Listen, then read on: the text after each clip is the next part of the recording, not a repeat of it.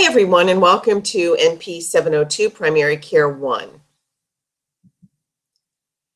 My name is Dr. Vicki Stone-Gale, and I am the course coordinator for the course. And joining me this semester will be Dr. Heather Wilkinson, who will be your course faculty. Dr. Wilkinson has been in the course with me for the past year, so she's very experienced in Primary Care 1.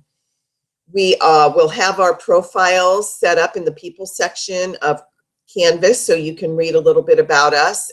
Myself, I am a family nurse practitioner, doctorally prepared, and I've been practicing in primary care for 25 years in Fort Lauderdale, Florida. I currently teach full-time for Frontier, and I still do practice 1 day a week. And I teach not only this course, but in the past I have taught epidemiology and biostatistics, as well as communications and scholarly writing. The primary care course is very near and dear to my heart. I think there's so much wonderful content in here, and I'm looking forward to all of you learning this content as you embark on your new careers as nurse practitioners. So we'll get on with what to expect in the course. On October 4th at 8 p.m.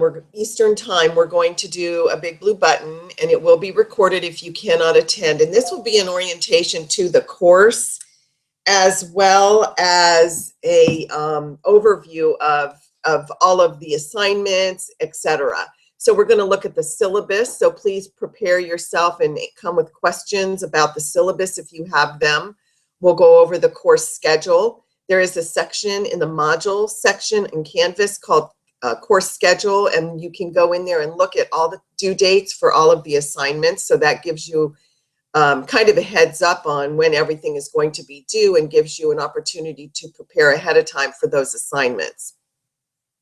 Under the general course instruction section in the modules, we'll go into what the expectations are in the course, what the course requirements are, what your assignments as well as quizzes and exams are going to look like, how many points everything is going to be worth. And it will go also into, we'll be looking at not only the grading policy, but the communication policy, honor code policy, social media policy, and we'll review Proctorio, which is important because even though we do have open book quizzes in the course, you still are expected to log in with Proctorio. So this course has 10 modules, and they're broken up into, some of them have been broken out into 2 modules because of the large amount of content. Module 1 will cover the family health model briefly, which we feel is important that you need to understand when you're looking at families in primary care. There's also a content in that module on eye disorders. Module 2 will cover ear, nose, sinus, pharynx, mouth, neck disorders. So there's a lot of content in that module specifically. Module 3 will cover male GU disorders, male 4 renal and bladder disorders, male 5 upper body musculoskeletal disorders, and module 6 will be lower body. So we broke this up into 2 due to the amount of content. Module 7 is going to cover chronic and arthritic musculoskeletal disorders. So we're going to be looking at fibromyalgia, osteoarthritis, rheumatoid arthritis, osteoporosis, and those type of things in that module. Module 8 and 9 are going to cover dermatology 1 and 2. So there's a lot of dermatology content. We look at skin cancers, melanoma. We're going to look at quite a few different things related to skin, very briefly on melanoma though. And module 10 will cover anemia and other blood disorders such as briefly HIV and CLL, chronic lymphocytic leukemia. So the main focus of this module really is on the different types of anemia. So as you can see, there's a significant amount of content to be covered in 11 weeks in this course. So it's very important that you look ahead at the content, that you do the reading prior to the week, try to maybe stay a week ahead in order to get all of this information in. For the course timeline, and that's also on the course schedule, you're going to have 5 open book quizzes. Those quizzes will be in week 2, 3, 5, 7, and 9. There'll be 2 exams in this course. Both of them will be a closed book exam. They're worth 35% of your grade, and there will be 50 points. that you can achieve on these exams. Midterm will be in week 6. It will cover module 1 through 5. And the comprehensive final will be in week 11. It'll really open the end of week 10. And that is going to cover module 1 through 10. It may also cover SOAP note content, which we throw a few questions in there on that too. For your assignments, you're going to have 3 assignments. You'll have a very small assignment, which is a written prescription assignment, where you're going to write a prescription for a diagnostic test or a lab test, and you're also going to write a prescription for a medication. That will be due in week 3 of the course. The SOAP note video presentation will be due in week 5 of this course. And this is where you're going to do a very comprehensive and detailed SOAP note, and you will be videotaping your presentation to the faculty as a preceptor. And you will be expected to do the presentation just as if you were in the clinical area presenting. And then we will in turn videotape back the critiquing of your content as well as your presentation. And then in week 10, starting in week 10, will be your ending reflection will be due. So how do you start preparing for this course? My recommendation is to start in week 1 because there's not really a lot of information except the eye disorders in this week 1, but you really need to start in week 1 reading the course information section, looking through the syllabus, looking through the start section, the course schedule, the general information, reading the policies, taking the course information bonus quiz, and there's also a syllabus bonus quiz, and then getting your proctorio so you know how to use your proctorio.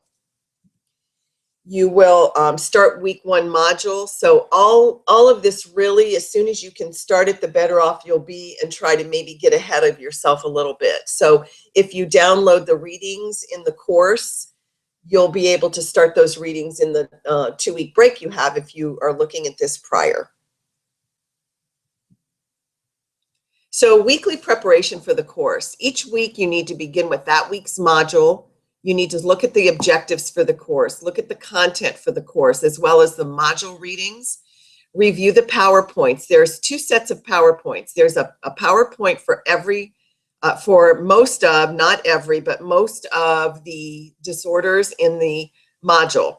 There may be some that are not recorded, but you'll see mini lectures that are done, and then you will see a full PowerPoint presentation on all of the content that you can print out and you can write on. So each individual topic may have a recorded mini lecture, but you have all of those pulled into one huge PowerPoint for you to use for studying. There's also YouTube videos in there, as well as the lectures and the quiz information. Only read the content that you need to read in the module. So if you don't see it listed on the syllabus under the topics that are covered in that module, you're not responsible to know it. You may, if you choose, go ahead and read it and learn about it, but you're not going to be tested on anything that's not on that content page. So look at the syllabus for the specifics on that. So some important information in the course for you to be successful. You do want to plan to have your assignments done 1 week ahead of time. That way it gives you time to make any corrections, any changes, any additions, any deletions before you turn it into the Dropbox. So I would recommend that you, at least when you're putting your calendar together, to make sure to put your due dates 1 week ahead, and that gives you a little leeway to play with. If you are having problems with your assignment, you're having family problems, you're out sick, there's a death in the family or something, please notify the faculty 24 hours in advance if you need to extend an exam or an assignment. If you do not notify us, we will not grant your request.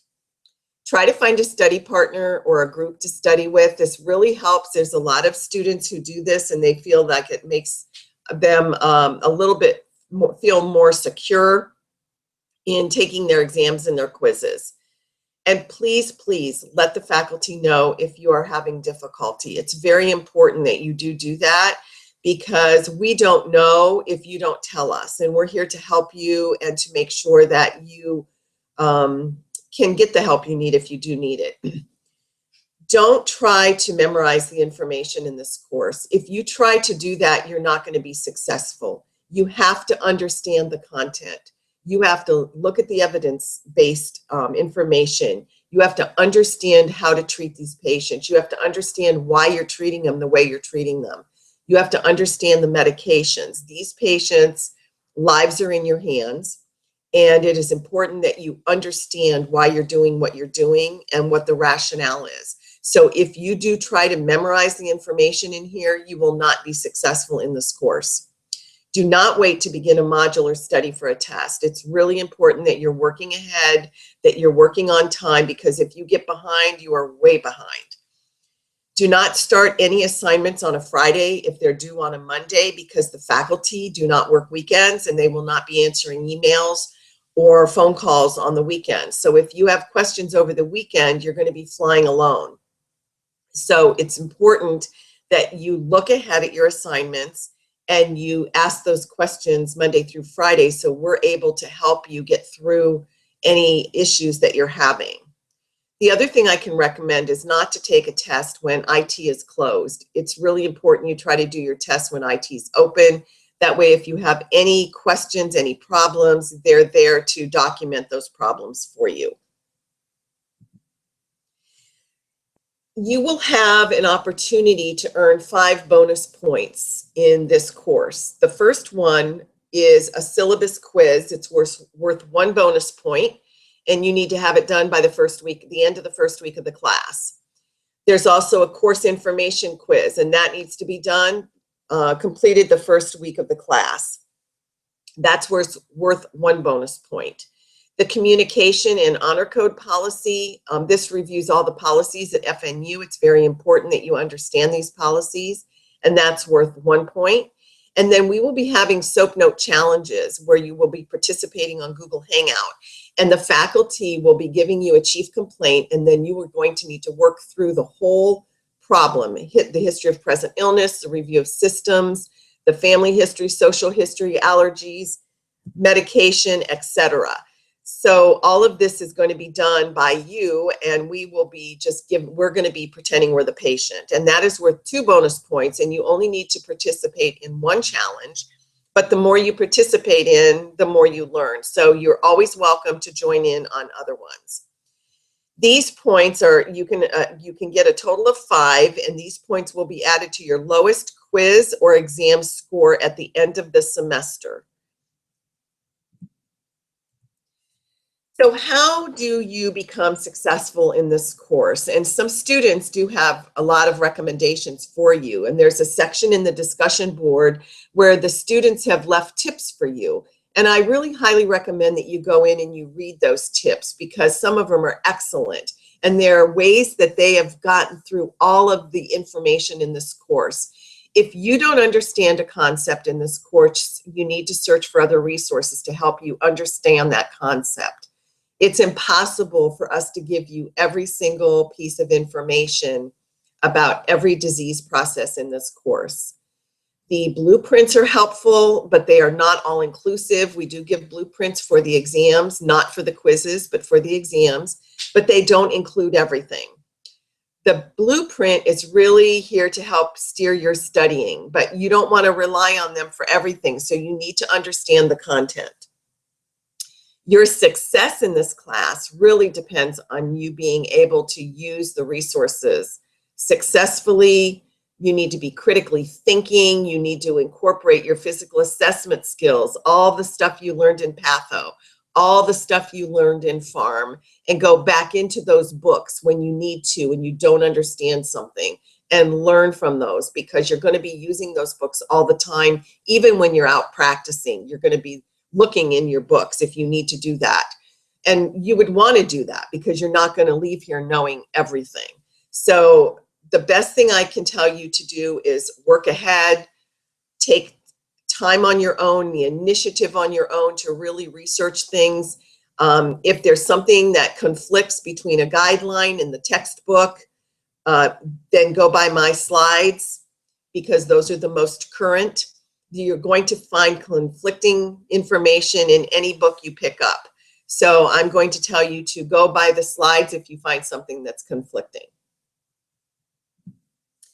It's up to you to be successful in this course. I can give you the tools. Dr. Wilkinson and I can help you as much as we can. We can guide you in the right direction, but we cannot take your exams for you. We cannot take your quizzes for you. We can only guide you with the content, and hopefully you will grasp onto that content and run with it. So the success in this course is up to you, and we are here to help you in any way we can, and we're really looking forward to a wonderful fall semester with all of you. Best of luck.